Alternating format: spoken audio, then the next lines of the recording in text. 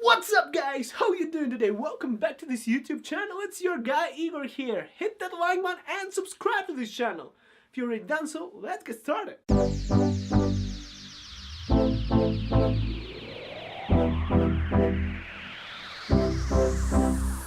In today's video, I want to talk to you about buying a house in Calgary. How to buy a house in Calgary, what you have to know. I was currently looking at the news and all this Calgary luxury houses going up.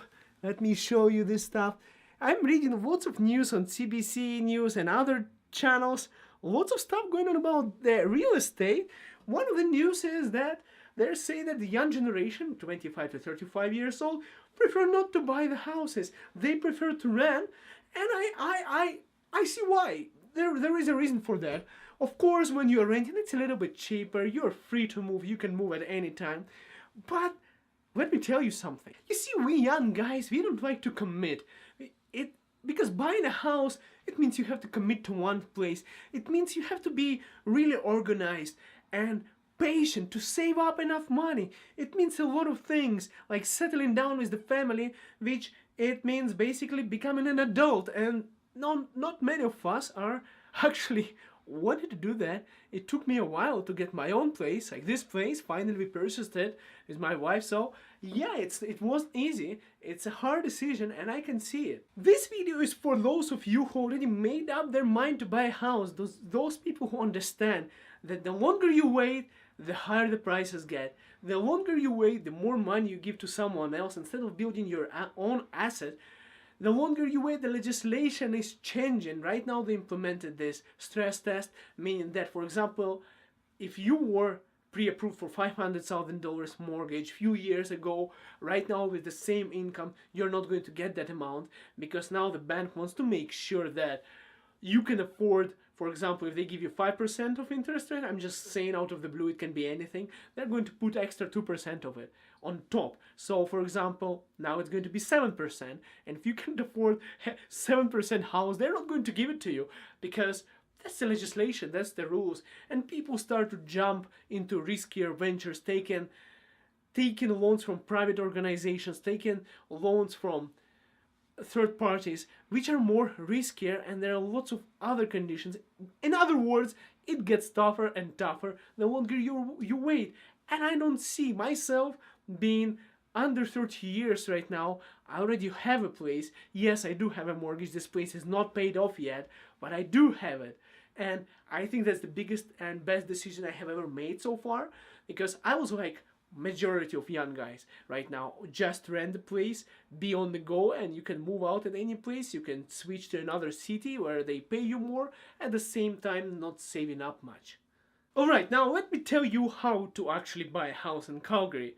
Number one, know your budget. Let's say you're planning to buy a $400,000 house. It is going to be 5% down payment, about $20,000. And that money has to be saved up. There are ways to get around by getting that parents as a gift from your parents, relatives, and mortgage brokers are going to explain to you in detail. But the fact is, you have to save up enough money to buy it, and it is at least $20,000, because you would also have to include other fees. There will be additional expenses to your mortgage. If you are not able to put 20% down, and you just have a 5% down payment, there will be a mortgage insurance. Basically, it is an insurance for the bank in case you're not going to pay off your mortgage.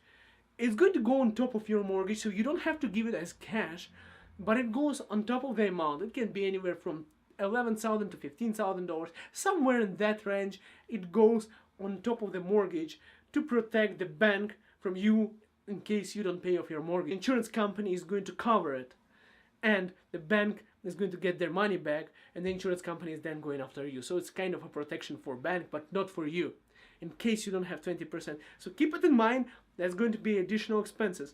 Also, you have to have more cash, because when you're buying a house, you would have to get a lawyer to go through the documents. You may need a home inspector. I actually recommend getting a home inspection, because it's a good thing. They would look at the entire utilities and everything. It's additional costs. Lawyer, about $1,000 at least. Home inspection, around $500. The numbers are approximate, and it can be a little bit less, it can be a little bit more if you know the right people. Also keep in mind that you have moving expenses, you might want to buy some extra furniture, you might want to do some renovation, so you have to bear in mind all those expenses. It's going to go on top of everything. Of course, you can buy and then wait a little bit and then do all of that stuff, or you can even get a line of credit, which I do not really recommend. I don't recommend getting as much debt as possible. I always say that you have to save up more, and if you're taking a mortgage, don't take extra loans, like for example credit cards, lines of credits. Of course you can, if you know you can afford it. Otherwise it may be not the best idea to get more and more credit cards and debts just to furnish your house. Sometimes it's better to take the house as it is, wait for a little bit, save up a little bit more money, and then start renovating and doing everything, unless it's necessary. Like for example, it's a winter and the furnace is not working. And that's why you get a home inspection, because the home inspector can actually lower down the price and for repairs and other stuff that you might not even notice when you're looking at the house with the realtor or by yourself. There will also be additional expenses when you buy a house. It's different from renting. You will have to pay utilities, you will have to pay property taxes, mortgage amount, which includes the principal amount and the interest payments. It's lots of expenses. Sometimes you get condo fees. For example, I'm paying condo fees. It's about $450, which is a lot for me, and I think that buying a house instead of a condo might actually make more sense for me once I figure out that the condo fees are just over the roof. But at the same time, the condo fees are good because I don't have to care about any exterior of the house, and condo board is going to take care of it. But that's in another video. We are going to talk in the detail in another video. Once again, first step is know your budget. Second step, get pre-approved for mortgage. Getting pre-approved for mortgage is extremely important to know how much money you're going to get from a bank. There are so many people who get disappointed because they've been searching for their dream house. They find some house that is $700,000 just to come to realize that they can only afford $650,000.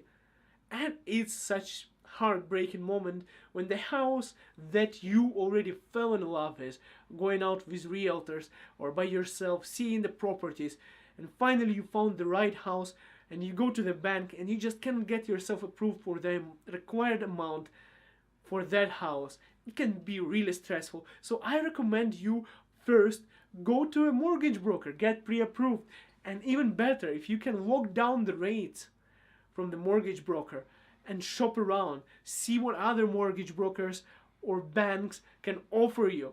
Get a better deal and see how much money you have in your budget, and only then start to search for a house, because this way you would know that you can only afford, for example, I don't know what's your situation, credit history, it can be anything. So you know that you can afford the X amount, and you know that you cannot afford the Y amount. So you don't look at the houses that are over that X amount when you're trying to buy, because you know the bank is not going to give you the money and it's not going to disappoint you. You will then find a place that you really love in an affordable price, and you're not going to get disappointed, because once you fell in love with it, once you know that's the place you want to be, you want to live, you want to raise your family and spend a long term, you can buy it, and there will be no disappointment once you are applying for the mortgage.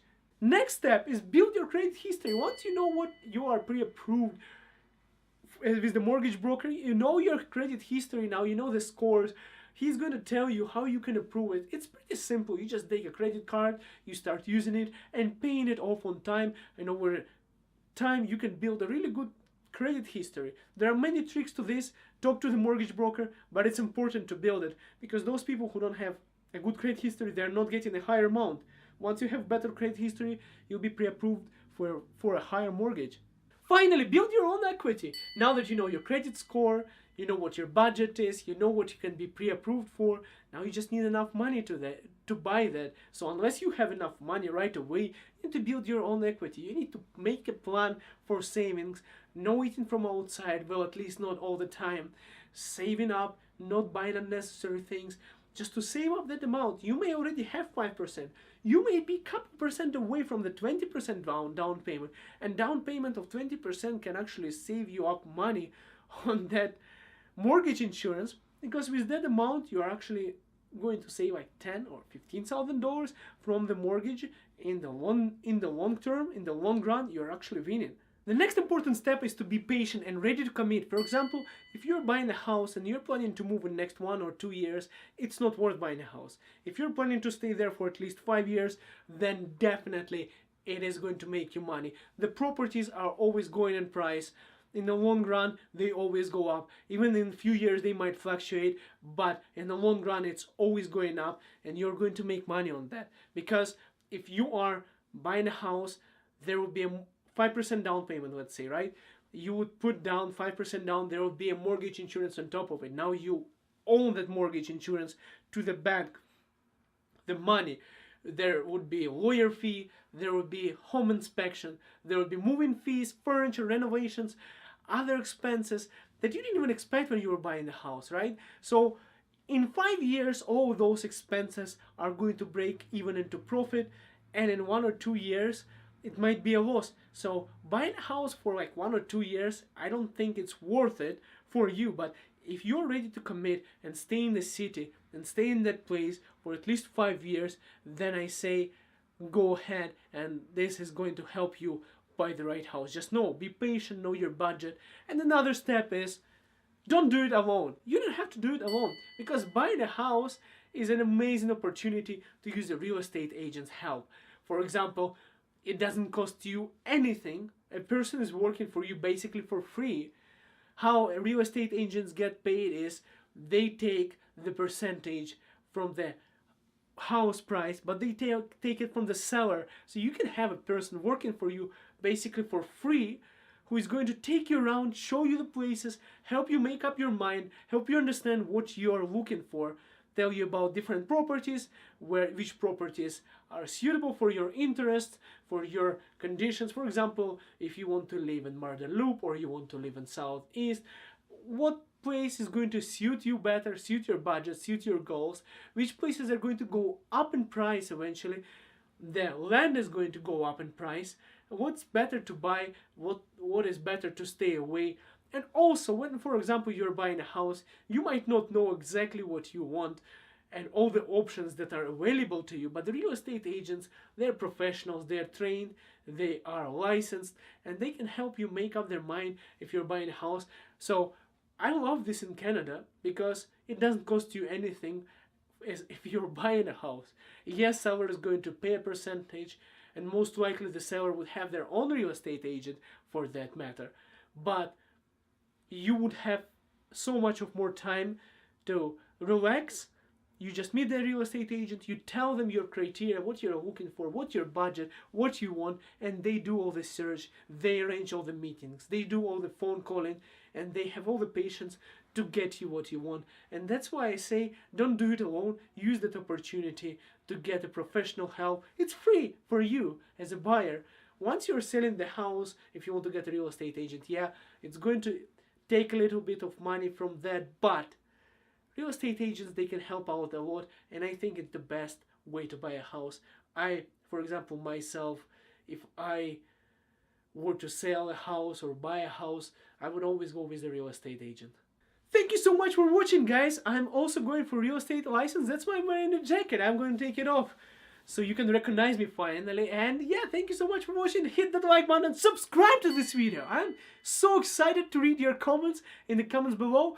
Also, I'll leave a bunch of links right under this video to my real estate blog and to possibly other agents that you might be interested in. I'll leave a bunch of useful links, only the best, only for you guys. Check it out in the description. Have a good one, guys. We'll see you next video. Looking forward to answer your questions.